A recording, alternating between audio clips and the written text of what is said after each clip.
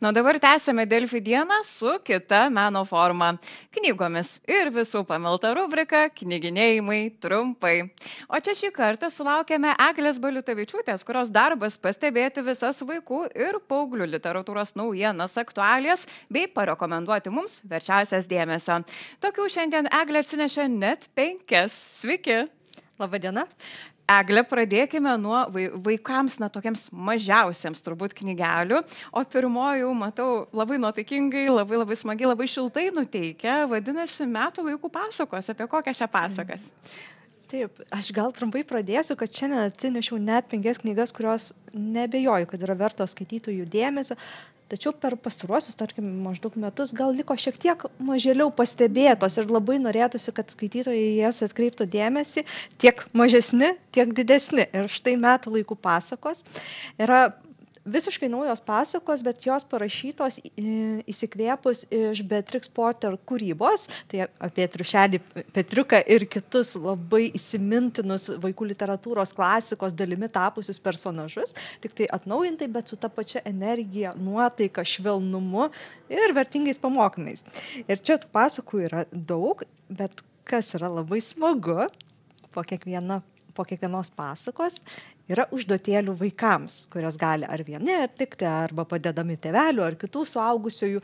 Tai praturtina labai skaitimo patirtį, nes kažkokiu elementu, būdu, kryptimi gali prisiliesti prie tos pasakos pasaulio, pažinti labiau.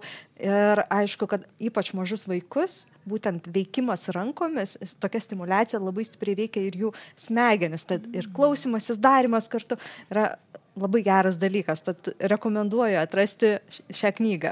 Tikrai daug geriau įsimins greičiausiai ir pačias istorijas. Keliaukime toliau. Juodos avelė šėlsta. Taip, čia yra parafrazė iš žinomos mįslės, baltos lankos, juodos avis. Kas išmano, tas jas gano.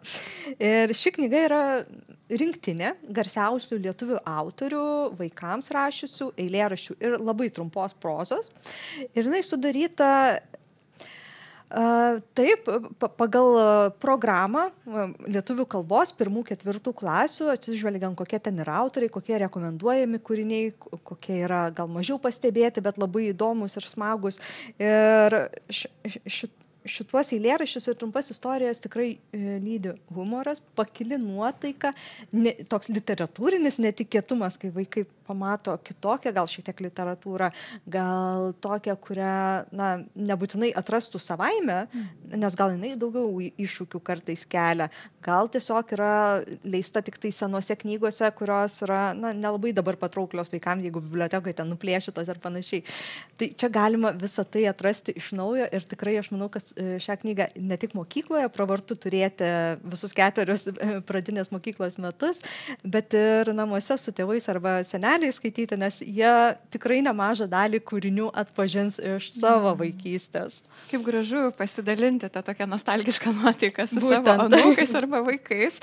Dar tik tai paminėkime, pirmoji knygelė skirta visai mažiesiems, ar ne? Nuo 3 metų maždaug. Nuo 3 netgi. O antroji, matau, pradinukams parašyta. Ne pradinukams, bet jeigu skaitys tėvai, o ne patys vaikai, tai tikrai jau nuo 4-5 metų daugumą tekstų galima pradėti skaityti. Trečioji čia intriguoja, Selemono Paltanavičiaus yra raudonoji knyga ir čia Kakės makės serijos dalis, matau. Taip, Selemonas Paltanavičius yra tikrai be galo garsus mūsų gamtininkas ir taip pat vaikų rašytojas ir dargi labai talentingas. Jo ne tik grožinės knygas, bet ir pažintinės smagu skaityti, nes jis visą laiką įdeda savo cinkelio ir labai su didelė meilė kalba apie gamtą. Tikrai taip. Ypatingos meilės reikia, kai kalbame apie nykstančias rūšis, retas rūšis, o raudonoji knyga, tai ir yra tai. Tai čia vaikams yra papasakojama, ne tik vaikams, bet ir jų tėveliams ar seneliams, kas jiems beskaitytų, apie Lietuvoje esančias nykstančias rūšis, retas rūšis, bet taip pat didelis dėmesys ir kreipiamas ir į tai, o kaip mes galime tausoti, saugoti gamtą, galbūt mes galime prisidėti, kad tam tikros rūšis tiesiog neišnyktų, gal kai ką galime padaryti mes patys, net vaikučiai prisidėti. Tai tikrai tokia parankinė knyga, kur net amžių jos adresatą sunku nusakyti, nes ją galima pradėti skaityti tikrai su mažuliukais vaikais, susipažinti, kaip atrodo tam tikrai augalai, kurių galbūt niekada nepamatysi, nes jie reti arba nykstantis. O jeigu pamatysi, tai koks stebuklas? Jokių būdų neskink ir rankom nelies geriau.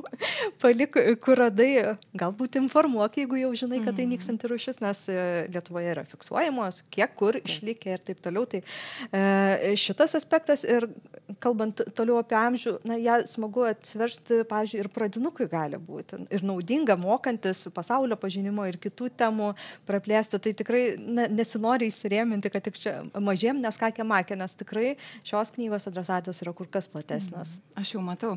Keliaukime toliau, čia prabėgomis mes šiandien per 5 knygas, bet dabar jau pas paauglius jų pasaulį keliamės. Taip, keliamės prie jaunesniųjų paauglių, maždaug nuo 12 metų. Ir šitą knygą tikrai rekomenduočiau ypatingai tiems vaikams ar jaunuoliams jau, kuriems patiko Siuntėjas. Nes šitoje knygoje iš dalies paliečiama labai panaši tema.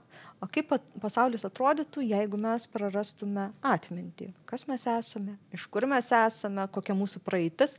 Nes Žemėje gresia didžiulis pavojus ir mokslininkai bei jų vaikai yra išsiunčiami, kad į kitą planetą keliautų. Ten, aišku, keliaujama labai labai daug tūkstančių metų.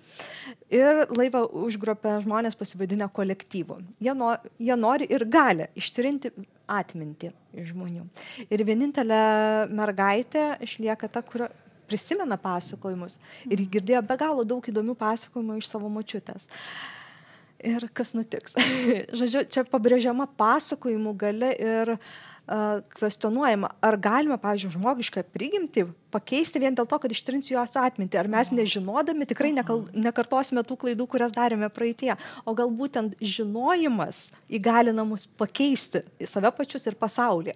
Tai labai tokia prasminga knyga, bet labai įdomiai parašyta. Ir paskutinioji Galantija. Taip, čia jau šiek tiek vyresniems, maždaug nuo 13 ar 14 metų. Čia tokia tamsesnė, šiek tiek gotikinė, sakyčiau, istorija apie merginą užaugusią vaikų namuose, kuri turėjo iš mamos likusią užrašinę dienoraštį, kuriame buvo įspėjimai niekada negrįžti į šeimos namus. Bet mergina gavusi iš dėdės laišką, tenai nuvyksta. O ten dedasi labai keisti dalykai, mato vaiduoklius, šešėlius, kurie kviečia į keistą pasaulį. Tai tikrai labai įtraukianti ir patiks tikrai tiem paaugliam, kurie mėgsta tokią ir veiksmą, bet ir stiprios atmosferos literatūrą. Nes čia tos tamsos, baugumo tikrai yra. Bet ir nėra pernelyg gąsdinanti. Bet tikrai mistinė tiesiog šiek tiek. Labai daug, jo, taip mistikos. Ačiū labai, Egle, tikrai. Ačiū Jums. Nuostabią apžvalgą.